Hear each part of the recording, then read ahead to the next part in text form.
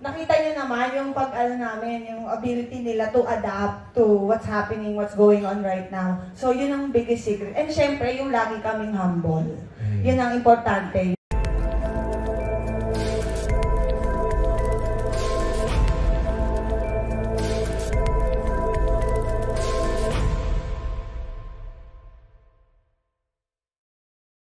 Di ba you entered a new chapter last year nung mag-iba ng time slot and format?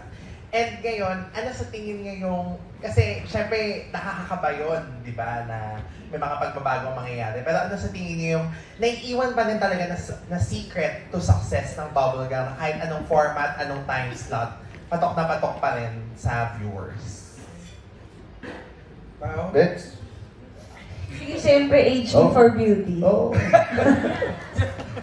Sige na, magsalita ka na sa entablado. Alam ko, excited ka na magsalita sa entablado. Teka, dito ka sa gitna. Hindi, dito na sa, sige. Hindi, syempre kasi ang teamwork naman kasi talaga sa Bubblegum, hindi naman din magagawa lang namin mga artista.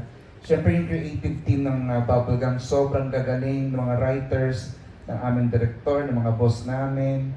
Kumbaga, ikaw? Hindi naman. Kumbaga, teamwork talaga siya. And yun nga, nag-a-adapt syempre ang Bubblegum sa kung ano man yung napapanahon. Kasi nga parang business nga, kailangan marunong kaming mag-pivot. Di ba? Parang... Paano yung pivot? Narinig ko lang actually, parang kakapatudyata siya ni Pao. Hindi. So kumbaga nag-a-adapt kami. Kaya ngayon nga, andito sa La Cheska, parang hindi lang andito sa La Buboy. Ba't silagpasan mo si Matt? Paganda na ko, tapos andito sila. Kasi nga, kasi ginanan mo eh. Parang nga naman siyempre, nare-represent ang lahat ng age group. So ikaw yung pinaka, vintage. Happy ka, no? Yes.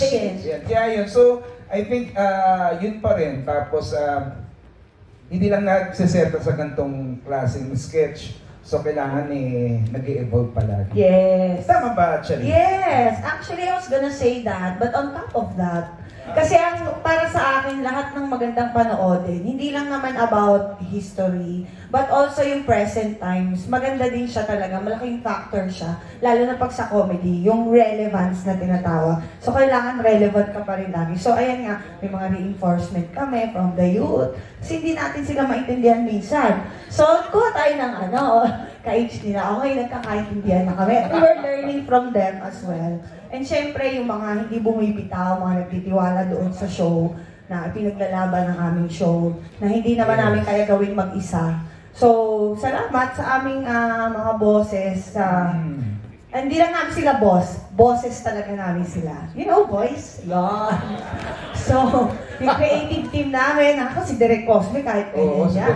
Kung maka-adapt yan. Kahit ganyan yan. Asa ba si Derek? Siyempre si Derek Cosme, vintage na si Derek Cosme. Pero, nakita nyo naman yung namin, yung ability nila to adapt to what's happening, what's going on right now. So, yun ang biggest secret. And syempre, yung lagi kaming humble. Yun ang importante. Yung kahit feeling mo, ang galing mo, hindi nagtatanungan pa rin kami. Lalo na si Paul, baka hands-on yan, nanonood pa yan ng sketch. Just last taping, meron siyang mga inputs doon sa sketch. Ay, hindi lang, may inputs talaga si Pao. Yes, para mapaganda yung sketch. Yes, so very committed talaga siya to everything that he does. Nautusan po sila babanguhin ng pangalan. Hindi, totoo naman yun. Totoo yan, Pao, hindi yan. Bakit? Totoo naman, hindi. We're all like that there. And ano tayo, nakaharap kasi. Pati yung mga batang ito, nagtatanong kami sa kanila, they ask from us. So I think malaking yung tulungan talaga, napakaganda ng relationship.